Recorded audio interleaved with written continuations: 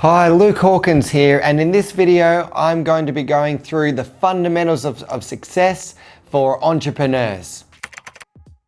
Let me tell you this, I've been on this entrepreneurial journey for about 5 years now, and I have a lot of friends that have done courses similar to me, or people that have done a lot of personal development courses, and like anybody, everybody's got dreams, and I guess there is a difference between those that succeed versus those that struggle. And I don't know if you've ever asked yourself, what makes a difference between those who truly get what they want and succeed versus those that don't? And let me tell you that success, I'm going to say, is 80% psychology and 20% mechanics or strategy. And what I mean by that is most people, they have these big ideas or dreams or goals, but they don't have a psychology that's designed for building a business. And your psychology will either be the biggest obstacle to your success, or it will be the biggest fuel for your success.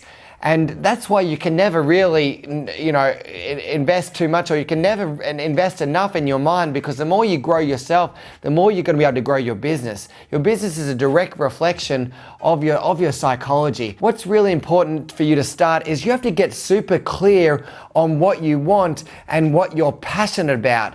If you don't know what is the vehicle, what is the business that you're truly passionate about, and if you're just chasing a business just to make some money, let me tell you, you will never put in the time or the energy or the emotional resourcefulness that's really required to succeed with that business. So I do not recommend I'm going to go do a business just for money, because you won't put in the energy required to succeed at that. You want to be the best at what you do, and you want to decide to master your craft. You have to be the master of your craft. It was Bruce Lee that said, "I don't fear the man that knows 10,000 different kicks. I fear the man that has practiced the same kick 10,000 different times."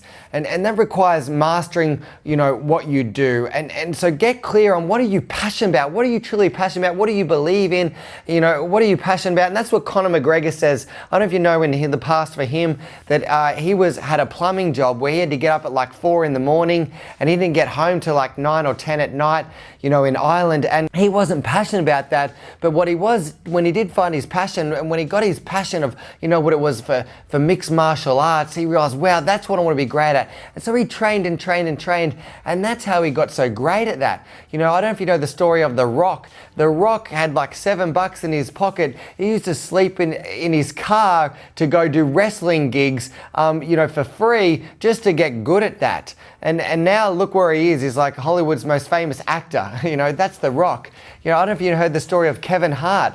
Kevin Hart was actually somebody that he would go out on the stage and no one would laugh at his jokes. He said that he would do hour-long sets and not one person would laugh at his jokes, but he just continued because it was what he was passionate about. So you've got to find what you truly want.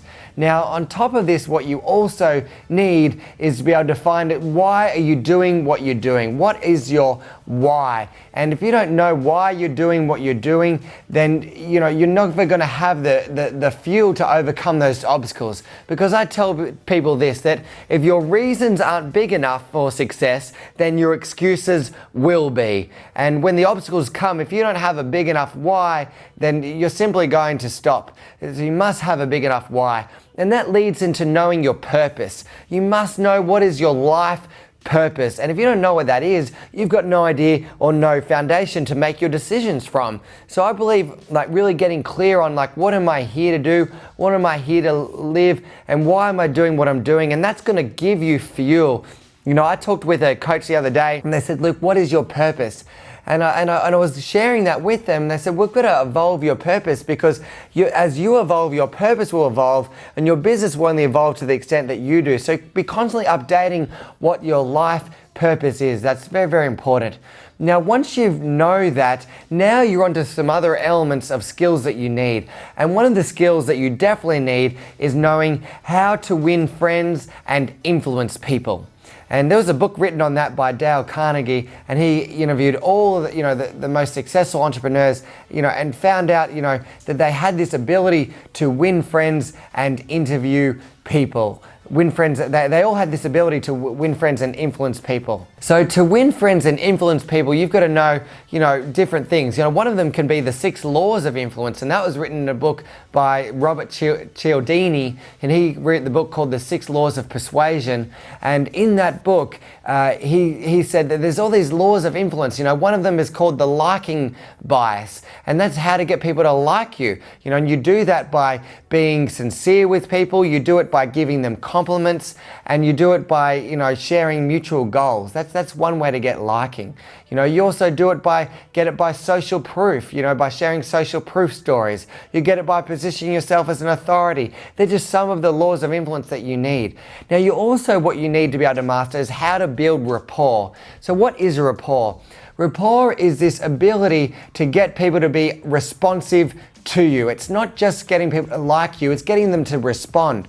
So if I asked you a question, I said, hey, what's the name of your pet? Or what's your favorite holiday destination? If you tell me that, then you're responding to me. You have to be able to build rapport with people. That's part of communication, knowing how to communicate to people.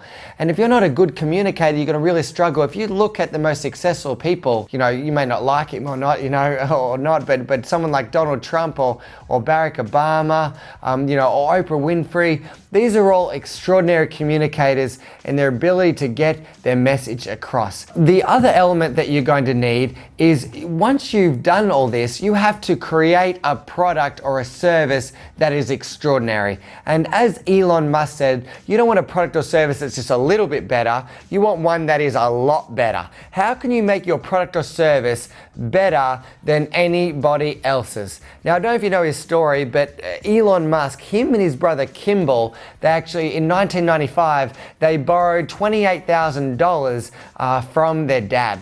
And they used that money to invest in a company called Zip2, which was an online directory for businesses to be found online. Now, with that money, 4 years later, they sold that business to another company, and they actually made from that deal, something like $28 million, Elon did.